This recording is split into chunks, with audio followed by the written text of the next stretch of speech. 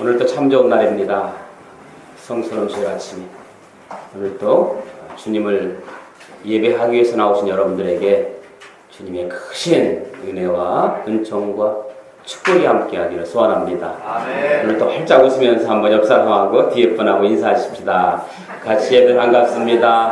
한번 손도 잡아주시면 참 좋겠어요. 손도 좀 잡아주시고. 할렐루야.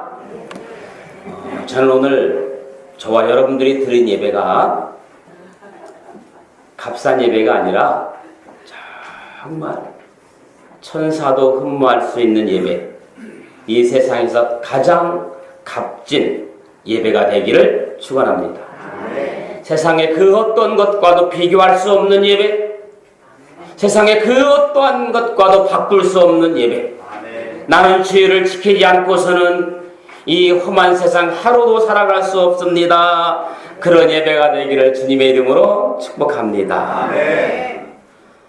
싼 게 비지떡이라는 말이 있더라고요. 값싼 음식점은 입구에서부터 우중충하게 생겨서 뱀 나오게 생겼어요.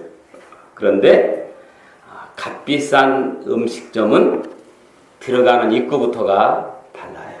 아주 아름답고 산뜻하고 분위기도 죽여줘요. 저절로 입맛이 돕니다. 아르바이트하는 종업원부터가 달라요. 꼭 그런 건 아니지만 이해하고 들으세요. 젊은 친구들이 거의 다 서빙을 합니다. 다시 한번 고백합니다. 주님, 내가 드리는 이 예배가 비지떡 같은 싼 예배가 아니라 정말 값지고 아름다운 예배. 주님을 위해서라면 세상 모든 것들을 과감하게 포기하는 그런 예배가 되기를 주님의 이름으로 간절히 축원합니다. 할렐루야. 어느 교회에 날라리 부부 집사가 있었어요. 어떤 집사? 날라리가 뭔지 알지요? 그 부부 집사가 예배를 드리고 마치고 이제 아들과 함께 차를 타고 이제 운전하면서 집에 가면서 한마디 해요. 딱 남편이 아내에게 한마디 해요. 와, 오늘 목사님 설교 완전 죽을 쓰더만. 아니 일주일 동안 뭐 하셨길래 설교라고 저 정도냐면 저건 나도 하겠다 그렇게 얘기를 했어요. 그 말을 들은 아내 맞장구를 칩니다. 목사님 설교는 그렇다 치고 오늘 당신 성가대 한번 들어봤어요? 반주자 따로 지휘자 따로 성가대원 따로 완전 따로 국밥이더만. 아니 목소리들은 다 아침들을 안 먹었는지 개미 기어들어가는 소리야. 오해할까봐 우리 성가대가 그렇다는 게 아니고요. 한참은 이 아내하고 계속 남편하고 투덜투덜하니까 뒷좌석에 있던 그 아들이 중등부 회장이에요. 그 아들이 딱 한마디 합니다. 뭐라고 했을까요? 뭐라고 했을까요? 할렐루야. 1,000원 내고 구경한 예배가 다 그렇지 뭐. 뒷말이 더 재미있어요. 어제 저녁에 12,000원 내고 재밌게 구경한 영화와 똑같겠어요? 자, 이 날라리 부부는 1,000원 내고 예배를 구경 온 거예요. 그러니 당연히 예배가 재미없고 불평이 나오는 거예요. 저는 오늘 저와 여러분들이 들은 예배가 오늘 본문의 요한복음 4장 23절 24절에 나오는 사마리아 수가성 여인에게 가르쳐 주신 주님 말씀처럼 진정한 예배의 참 모습이 회복될 수 있기를 주님의 이름으로 축원합니다. 아멘. 뭐가 회복돼야 돼요? 왜? 예배가 회복돼야 돼요. 여러분, 예배가 회복되면요 내가 살고 가정이 살고 교회가 사는 겁니다. 그러나 예배가 죽으면 내가 죽고 교회가 죽고 가정이 죽는 겁니다. 다시 한번 부탁드립니다. 오늘 여러분들의 이 예배가 회복되기를 주님의 이름으로 축원합니다. 아멘. 아버지께 참되게 예배하는 자들은 영과 진리로 예배할 때가 오나니 곧 이때라. 아버지께서는 자기에게 이렇게 예배하는 자들을 찾으시느니라. 하나님은 영신이 예배하는 자가 영과 진리로 예배할지니라. 아멘. 한번 질문해 볼게요. 찬송은 예배입니까? 아닙니까? 질문해 볼게요 했잖아요. 답을 하라는 얘기입니다. 찬송은 예배입니다. 찬송은 여러분 전체가 음률과 그 가사가 다 하나님을 향하여 있기 때문에, 그리고 찬양의 목적이 사람을 들리려고 하는 것이 아니라 하나님을 높이는 것이기 때문에 그 자체가 예배입니다. 아멘. 어떤 사람은 설교 전에 하는 찬양이 마치 예배를 준비하는 시간으로 알고, 찬양하는 시간에는 옆 사람과 장난하고 떠들고 화장실도 다녀오는 시간으로, 또 오늘 주보를 들여다보는 시간으로 착각하고 있는 분들이 있어요. 사실 엄밀히 보면 예배에 준비 찬양은 없는 거예요. 모든 게 예배입니다. 찬양이 여러분 예배라고 했는데 준비 찬양 몇 장 부릅시다는 사실은 없는 거예요. 물론 갑자기 몸에 무슨 반응이 일어나서 화장실 가는 거 어쩔 수 없죠. 생리적 현상이니까. 그런데 어떻게 된 건지 예배 시간마다 화장실 가는 건 잘못된 거예요. 그렇죠? 그래, 맞아요. 나쁜 습관 가운데 하나예요.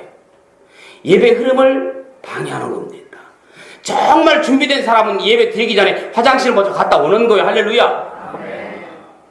여러분 될 수 있는 대로 예배 시간에 왔다 갔다 하는 건 좋지 않습니다. 보세요. 꼭 공부 못하는 애들은 수업 시간에 화장실 가요. 공부 잘하는 애들은 수업 시간에 화장실 가라기도 안 가요. 왜? 맥이 끊기니까 그런 겁니다. 여러분 예배 시간도 마찬가지예요. 설교 시간에 잠깐 갔다 오면 그때 맥이 풀려가지고요. 그때 이미 맥이 끊겨서 뭔 말인지 잘 몰라요. 가뜩이나 가만히 처음부터 끝까지 들어도 뭔 말인지 잘 모르는데 잠깐 움직이고 딴 생각하면요. 맥이 끊기니까 은혜가 안 되는 거지요. 여러분들도 이렇게 보면 저하고 눈을 마주치는 예배를 드리는 분들도 계셔요. 그런데 어떤 분들은 처음부터 끝까지 한 번도 저와 눈을 마주치지 않는 분도 계십니다. 저와 눈을 마주치는 것도 뭐예요? 습관이에요. 예수님도 습관을 쫓아 기도했다고 그랬잖아요. 기도하는 것도 습관이고, 찬양하는 것도 습관이고, 말씀을 은혜스럽게 잘 듣는 것도 습관입니다. 그렇다고 하면 예배 시간에 핸드폰 들여다보는 건 맞아요. 습관이에요. 예배 시간에 왔다 하는 것도 습관. 옷을 예쁘게 멋있게 입고 오는 것도 습관이에요. 그냥 아무렇게나, 우리 교회는 그런 분들은 없지만 추릉 입고 신발 짝짝 끌고 깨져져야 오는 것도 습관입니다. 여러분, 그냥 무의식 중에 입가에서 흥얼흥얼거리는 나오는 노래가 찬양입니까? 유행합니까? 정인아 집사님? 딱 맞으셨는데 그냥 각불에 있는 것처럼 하지 말고 솔직히 할렐루야. 자, 여러분 무의식 중에 그냥 설거지 하다든지 무의식 중에 즐거울 때 부르는 노래가 찬양의 길을 축복합니다. 네. 목사님, 저는 솔직히 무의식 중에 입가에 나온 노래가 찬양이 아니고 유행가입니다. 그런 분 계시죠? 네, 괜찮아요. 자, 보세요. 저는 여러분들이 무의식 중에 입가에서 나오는 노래가 찬양의 길을 축복합니다. 자, 여러분, 우리가 살면서 골치 아픈 일이 있어요, 없어요? 있죠. 그런데 또 가슴이 아플 때가 있어요. 아픈 건 마찬가지예요. 가슴 아픈 거나 골치 아픈 거나. 그런데 여러분, 골치가 아픈 거하고 가슴이 아픈 건 달라요. 골치가 아픈 것은 사건과 일이 나의 세계에 들어오지 않은 거예요. 그런데 가슴이 아픈 건요, 그 사건, 그 일이 나의 일이 될 때 가슴이 아픈 거예요. 보세요. 제가 종종 설교하면서 전도에 대한 메시지를 전합니까? 안 전합니까? 그럴 때 그 말이 골치 아픈 말이 아니라 가슴 아픈 말이 돼야 됩니다. 할렐루야. 아멘. 제가 전도하십시오, 전도하십시오. 그러면 장로님 골치가 아파요, 가슴이 아파요? 가슴이 아프면 어떻게 해야 돼요? 감사해, 가슴이 아파서. 골치가 아프면 전도 안 하셔도 돼요. 가슴이 아프면 전도하셔야 돼요. 아멘? 그래요. 여러분, 어떤 형편에서든지 교회에 오면 행복해야 되거든요. 일주일 동안 세상에서 스트레스 받고 짓누르고 정말 살기 싫을 때 간도 보는데 교회까지 와서 스트레스 받으려고 온 건 아니잖아요. 교회에서 쉼을 얻고 재충전을 얻고 기쁨을 얻고 웃고 성도들과 교제하고 행복을 나누면서 돌아갈 때 충전이 되는 거지. 교회 와서까지 골치 아프면 이거 신앙생활 잘못하고 있는 거예요. 그렇죠? 교회는 잔치집에 돼야 됩니다. 교회는 잔치집이어야 돼요. 여러분, 저는 점심 식사할 때 보면 막 지하에 내려가면, 식당에 내려가면 막 잔치집 같아가지고 그냥 밥을 안 먹어도 행복해요. 할렐루야. 그래서 저는 웬만하면 메시지를 전하면서 여러분들이 정말로 책망이나 훈계를 안 하려고 푸짐히 노력하는 목사 중에 하나입니다. 성경에 보니까 예수님처럼 축제를 좋아하신 분이 없었어요. 예수님처럼 잔치를 좋아하신 분은 없었습니다. 보세요. 예수님이 가신 곳마다 다 어디예요? 잔치집마다 쫓아다닌 분이 예수님입니다. 레위 잔치집에 가셨어요. 바리새인 집에 갔어요. 여러분이 잘 아는 가나 혼인 잔치집에 가셨어요. 나사로가 죽었다가 살아난 잔치집에 가셨어요. 하여튼 여기저기 잔치집에 가장 바쁘게 다니시는 분이 예수님입니다. 나중에는 당신을 혼인잔치에 신랑으로 비유했잖아요. 얼마나 잔치를 좋아하면 혼인잔치에 신랑으로 비유했겠어요? 이런 축제를 좋아하신 분이 전생에 뭐가 슬프셨겠어요? 예수님은 슬플 일이 없어요. 마태복음 5장에 산상수훈이잖아요. 산상수훈 첫 구절이 뭐예요? 행복론이에요. 행복해라. 마음이 가난한 자들아, 마음이 깨끗한 사람들아, 마음이 온유한 사람들아, 슬퍼하는 사람들아, 아픈 사람들아, 너희는 다 행복하여라. 할렐루야. 오늘 이 시간 여러분 마음이 아픕니까? 머리가 아픕니까? 슬픕니까? 오늘 가난합니까? 예수님 말씀처럼 행복을 얻고 돌아가는 여러분들 될 수 있기를 주님의 이름으로 간절히 축원합니다. 예수님은 우리를 보고 행복하라고 그러는 거예요. 처음 입을 열어 하신 말씀이 행복론이에요. 그리고 예수님이 마지막 돌아가실 때는 기쁨이었어요.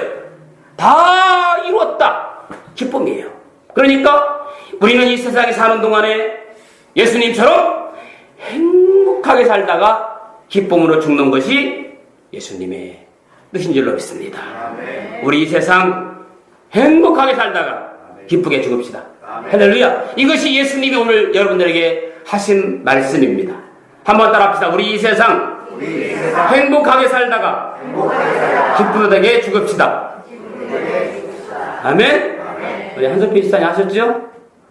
얼굴이 잘 안 보여서 그래요. 아니 하필이면 다음부터는 두 분 닫고 앉아.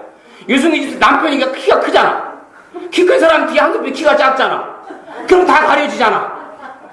이거 바꿔야지 자리를. 할렐루야. 예수님은 항상 우리에게 기쁨과 행복을 주고 싶었던 거예요. 그런데 2000년이 지나고 와서 보니까 우리 기독교인들은 기쁨과 행복은 온데간데 없고 모두가 다 삶에 찌들어가지고 우걸상을 하고 울고 있으면 예수님이 여러분 잘 쓰는 말로 복창 터지는 거예요. 복창 터지는 삶 살지 맙시다. 여러분 생각해 보세요.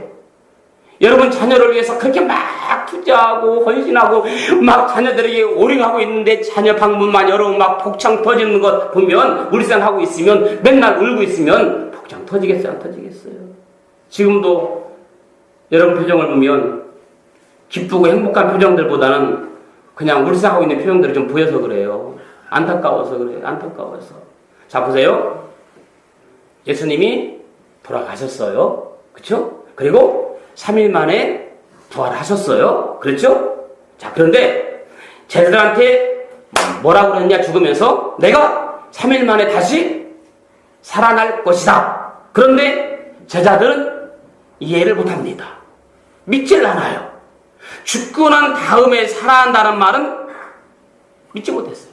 그래서 예수님의 제자들이 다 도망갔어요. 이제는 끝이다. 그래가지고 심지어는 어떤 제자는 원래 직업으로 돌아갑니다. 고기 잡으러 가요. 이제는 끝났으니까.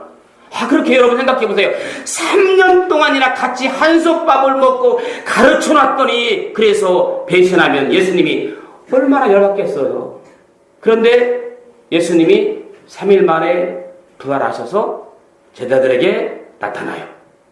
제자들이 당황스럽겠어요? 당황스럽지 않겠어요? 당황스러운 정도가 아니죠. 황당했어요. 배반해놨는데 끝날 줄 알았는데 다시 나타났으니까 얼마나 황당했겠어요. 아니 나타나려면 한 3년 후에 나타나시든지 아니면 한 몇 년 후에 나타나시든지 그럼 덜 미안할 거 아니에요. 3일 후에 나타나니까 얼마나 황당했고 미안했겠어요. 한편으로는 마음이 기쁘기도 하고 혼란스러운 거예요. 그런데 예수님이 이렇게 말씀합니다. 너희들 내가 3일 만에 살아난다고 그랬냐 안 그랬냐 그렇게 따지지 않았어요? 입을 열어 하신 말씀이 뭐예요? 그때 3일 만에 부활하셔서 제자들에게 찾아가서 하신 말씀이 뭐예요? 제명하십시오. 오늘 집사님 정답만 맞춰요. 절대 저하고 짠 거 아니에요. 평안하냐 물어봤어요. 평안하냐. 평안하냐. 여러분 제자들이 평안할 일 있겠어요? 없죠. 전공을 찔른 거죠. 그러면서 말씀합니다. 내가 너희에게 평안을 주노라. 예수님이 우리에게 주고 싶었던 것은 내가 아무리 배반하고 나쁜 짓 했어도 예수님이 나하고 마주쳤을 때는 평안하라. 평안하라. 내가 너에게 평안을 주노라. 마찬가지 제가 한달 동안 교회 안 나오면 그 성도가 믿겠어요? 안 믿겠어요? 믿겠어요? 안 믿겠어요? 한 달 동안 교회를 안 나와. 한 달, 두 달 동안 교회를 안 나와? 믿겠어요? 안 믿겠어요? 남미숙 집사님 얘기해봐요. 좀 서운한 믿기는 안 해. 근데 좀 서운해요. 진짜 서운해. 근데 한 달 만에 딱 이렇게 설교하고 있는데 문 열고 딱 들어오면 서운한 마음은 내가 안 돼갖고 여기 쫓아가가지고 가서 끌어안고 싶어요. 너무너무 기뻐가지고. 바로 이거거든요. 예수님이 내가 3일 만에 부활하리라 이 말은 뭐예요? 너희들 조금만 기다리라. 힘들어도 기다리라. 참고 기다리라. 내가 금방 올 테니까 기다려라. 옳지 기다릴 줄 알았어요. 다 떠나갔어요. 그런데 예수님은 찾아갔을 때 제자들 얼굴 보는 순간 그냥 너희들 평안하냐? 그게 사람의 마음이고 부모의 마음이고 예수님의 마음입니다. 그래서 예수님이 우리에게 주고 싶었던 것은 뭐냐? 사랑이에요. 사랑. 여러분 그러니까 교회를 다니면서도 기쁘지 않고 행복하지도 않고 평안도 없고 맨날 교회 다니면서 막 불안하고 긴장하고 스트레스의 연속이라면 교회 다니는 이유가 그렇게까지 말할 수 없는 건 아니야. 발전되면 돼. 이유가 잘못 믿는 거예요. 예수님에게 주고 싶었던 건 사랑이에요. 보세요. 요한복음 13장에 보면 당신이 돌아가실 때에 돌아가실 것을 예수님은 아쉬워하면서 못내 아쉬운 제자들을 극진히 사랑했습니다. 그리고 최후의 만찬을 해요. 최후의 만찬 때 자기들끼리 밥을 먹으면서 누가 배반할 것인지 의논해요. 예수님 펴려고. 예수님은 그것까지도 아시면서 그냥 식사하세요. 꼭 주책 없는 사람 있잖아요. 사도 요한은 주책 없이 자기가 예수님을 얼마나 사랑한다고 예수님 어깨에 기대서 밥을 먹어요. 우리 예수님 뿌리치지 않았어요. 야, 가. 내가 너의 속셈들 다 알아. 조금 있으면 너희들 나를 팔까 다 알아. 알면서도 그냥 뿌리치지 않았어요. 예수님의 품은 정말 굉장히 넉넉하셨어요. 우리를 다 끌어안아 주시는 예수님. 그 예수님 우리에게 주고 싶었던 것이 기쁨이고 행복이고 평화고 사랑이에요. 그 다음에 나는 너에게 복음, 영어로 굿뉴스, 좋은 소식을 전하러 왔다. 나는 하늘나라의 복음을 전하러 왔다. 좋은 소식을 전하러 오신 예수님이 인상 쓰시겠어요? 좋은 소식을, 좋은 선물 가지고 온 예수님이 화내겠어요? 좋은 소식, 좋은 선물 가지고 온 예수님 정말 인상 쓴 적 없고 화낸 적 없고 항상 기쁨이 충만한 거지요. 사랑하는 여러분, 우리는 예수 믿는 사람들입니다. 정말 믿음의 사람들입니다. 그렇다면 우리가 예수님처럼 항상 즐겁고 기쁘게 성령 충만해서 예수님처럼도 땅끝까지 복음을 증거해야 되지 않겠느냐, 그 말입니다. 할렐루야. 아멘. 최종적으로 예수님에게 주신 것은 뭐예요? 평안이고 사랑이고 기쁨이고 구원이에요. 세상 사람들은 기분 나쁘면 뭐 할까요? 기분 나쁘면 술 마셔요. 맞죠? 기분 좋으면 스트레스 쌓이면 물론 술 먹는다고 다 나쁜 건 아니에요. 술 드시고 싶으면 마음대로 드세요. 괜찮아요. 그러나 우리 예수 믿는 사람은 열 받아도 예배드리고, 기분 좋아도 예배드리고, 기분 나빠도 예배는 드리는 거예요. 할렐루야. 아니, 스트레스 많이 받아도 예배는 드리는 것이 우리의 자세인 줄 믿습니다. 주님을 따르는 신자에게 필요한 것 가운데 하나가 뭐냐면요, 저는 용기라고 생각해요. 용기. 신앙생활 반드시 필요한 것 가운데 하나가 뭐냐? 용기입니다. 주를 위해 포기하지 않으면 용기도 없어요. 죄를 끊는 용기, 버릴 것 버리는 용기, 주를 위해서 과감하게 헌신하고 바치는 용기, 마귀의 유혹을 물리치는 용기, 그 중에 주님을 위해 버릴 줄 아는 용기입니다.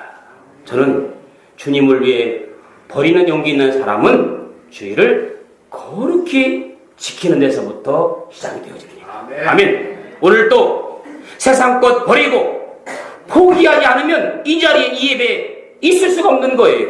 적어도 오늘 이것을 포기하지 못했다면 북한산 중턱쯤에 가 있을지도 몰라요.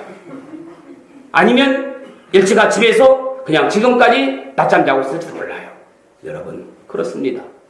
정말 주를 위한 포기 가운데 하나가 뭐냐면 값진 예배에서부터 시작되어진다고 하는 겁니다. 하나님은 큰 복을 내려주시기 전에 포기하고 버리는 훈련을 먼저 시킵니다. 10계명 가운데 제 4계명이 뭐예요? 세명아 집사님? 주여. 안식일을 기억하여 거룩히 지키라. 안식일을 기억하여 거룩히 지키라. 이 말은 뭐예요? 바꿔서 얘기하면 세상 것 포기하라. 맞죠? 주를 위해 과감히 세상을 포기할 수 있는 자만이 안식일을 지킬 수 있다, 그 말입니다. 여러분, 믿음이 없는 사람은 안식일 주일 지킬 수가 없어요. 그래서 믿음 생활의 시작은 무엇부터 시작해요? 믿음 생활의 시작은 주일 교회 나오는 거예요. 아무리 자기가 뭐 기도를 거창하게 하고 찬양을 잘하고 성경에 달달달 박사이고 성경 주의를 줄줄이 다 꿰뚫어도 주의를 지키지 않으면 그 사람 믿음이 약한 거예요. 아멘 할 까지는 없어요. 믿음이 약하다는데 뭐가 아멘이에요. 여러분, 이 버리는 훈련에 합격하지 못하면 하나님의 큰 그릇이 될 수 없고 큰 축복을 받을 수가 없습니다. 세상 것을 버릴 수 있을 때 하늘의 진정한 축복을 주시는 겁니다. 일시적인 쾌락을 버릴 수 있는 자에게 영원한 기쁨의 복을 맛보게 해줍니다. 그러므로 누가복음 18장 29절 30절에 있는 말씀이면 하나님의 나라를 위하여 집이나 아내나 형제나 부모나 자녀를 버린 자는 금세 있어 여러 배를 받고 내세의 영생을 받지 못할 자가 없느니라고 예수님께서 말씀하십니다. 자, 어떤 그릇에 좋은 것을 담기를 원한다면 먼저 담겨진 것을 쏟아버리고 비워야 하는 것처럼 우리들이 하늘의 신령한 은혜와 축복을 받으려면 세상적인 것, 내 마음을 차지하고 있는 것 비워야 되는 거예요. 할렐루야. 더욱 신앙생활에는 버리는 연습을 잘해야 승리할 수 있습니다. 예수님께서 12 제자를 택하실 때 보신 시험이 뭐예요?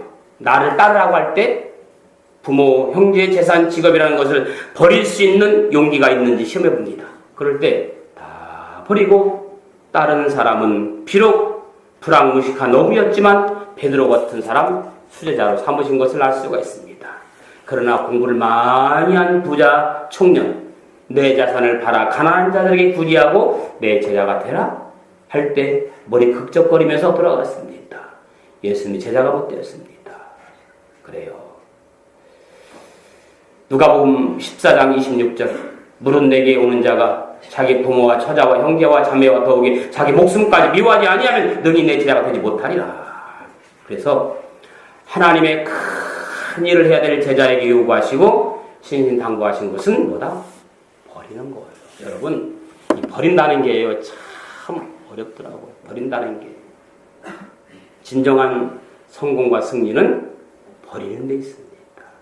아브라함이 모든 사람이 흠모하는 믿음의 조상이 된 것은 그저 쉽게 하루아침에 된 것이 아니에요. 정든 고향, 친척, 아비 집을 떠나는 훈련, 가장 귀하고 사랑하는 유일무이한 외아들 이삭까지 용감히 포기하고 용기를 시험받아 하나님께 드릴 때 바로 성공과 승리의 사람이 됩니다. 모세가 이스라엘 백성 가운데 가장 훌륭한 사람이 된 것은 포기할 것 포기했기 때문에 바로 왕의 공주의 아들됨을 포기하고 이스라엘 백성과 함께 종노릇하기를 선택했고 그 많은 부귀영화를 분토같이 버렸을 때 하나님은 모세를 귀하게 쓰임받습니다. 청년 요셉도 마찬가지입니다. 불타는 청춘의 정력으로 거절하고 참으로 힘든 그런 것들을 뿌리쳤을 때 하나님께서 왜 총리 되시는 것을 압니다. 사도 바울은 그리스도를 위하여 모든 것을 해롭게 생각한다고 고백합니다. 빌립보서 3장 7절 8절에 무엇이든지 내게 유익하던 것을 내가 그리스도를 위하여 다 해로 여길 뿐더러 모든 것을 해로 여김은 내 주 그리스도 예수 아는 지식이 가장 고상함이라. 말씀 정리할게요. 예수님께서도 하나님의 동등된 분이었으나 동등된 이치를 버리고 하나님 나라 영광 보좌 버리고 이 땅에 종의 형체를 이어 마구에 태어나시고 섬기는 삶을 살았기 때문에 예수님이 귀한 겁니다. 사랑하는 여러분, 우리가 잘났으면 얼마나 잘났을까. 세상에 하잘 것 없는 권세나 명예를 가졌으면 얼마나 가졌을까. 세상적 생명을 버릴 때 영원한 생명을 얻습니다. 칭찬, 명예, 권세, 욕망을 죽여버릴 때 참만족과 기쁨이 오는 겁니다. 오늘 말씀처럼 주를 위한 포기, 그것 가운데 하나가 값진 예배에서부터 시작된다고 했습니다. 정말 주일 드리는 예배가 기쁘고 행복하고 삶의 멋진 충전할 수 있는 한 주간 될 수 있기를 예수님의 이름으로 축원합니다. 좋으신 아버지 하나님, 세상을 살다 보면 정말 포기해야 할 것도 많고 내려놓아야 할 것도 많습니다. 주를 위한 포기 가운데 하나가 값진 예배인 줄로 믿습니다. 저희가 살다 보면 주의를 거룩히 지키지 못할 때가 있습니다. 그러나 주의를 거룩히 지키려고 노력하고 예배에 최선을 다하는 우리의 삶이 되게 하여 주옵소서. 예수님의 이름으로 기도합니다. 아멘.